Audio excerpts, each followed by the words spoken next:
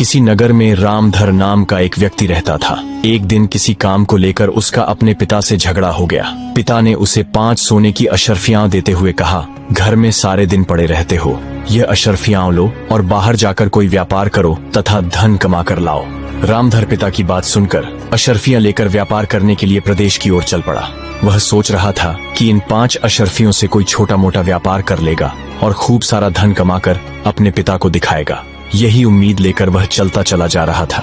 रास्ते में उसकी मुलाकात एक साधु से हुई। साधु भी अपने गंतव्य की ओर जा रहे थे। रामधर ने सोचा, क्यों न इस साधु से कुछ परिचय किया जाए, बातचीत करते हुए सफर आसानी से कट जाएगा।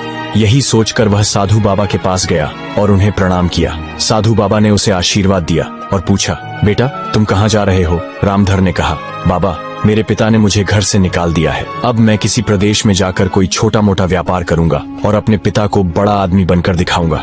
मेरे पिता ने मुझे 5 सोने की अशर्फियां दी हैं। इस प्रकार बातचीत करते हुए साधु और रामधर दोनों आगे बढ़ते रहे। चलते चलते रामधर ने साधु से कहा, बाबा आप तो परम ज्ञानी हैं, कोई ऐसी कहानी सुनाइए जिससे सफर आसानी से कट जाए और मुझे कुछ सीख भी मिल जाए, ताकि परदेश में धन कमाने के लिए मुझे प्रेरणा मिले। साधु बोले, मैं कहानी तो सुना सकता हूँ, लेकिन मेरी कहानियाँ सुनने के पैसे लगते हैं। एक कहानी सुनाने के लिए तुमसे 1 अशर्फी लूंगा। रामधर सोचने लगा, मेरे पास तो केवल 5 ही अशर्फियां हैं, उनमें से 1 अशर्फी देकर कहानी सुनना क्या बुद्धिमानी होगी। लेकिन यह साधु बाबा कोई साधारण व्यक्ति नहीं लगते। हो सकता है कि इनकी कहानी सुनकर परदेश में धन कमाने का कोई उपाय मिल जाए।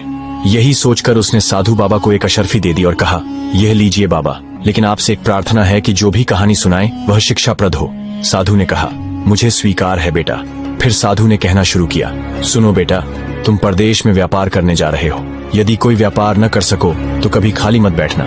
जो भी, जैसा भी और जितने दिन के लिए काम मिले वह काम तुरंत कर लेना। रामधर बोला, ठीक है बाबा, मैं आपकी बात ध्यान में रखूंगा। अब आप कहानी सुनाइए। साधु बोले, बेटा मेरी कहानी तो समाप्त हो गई।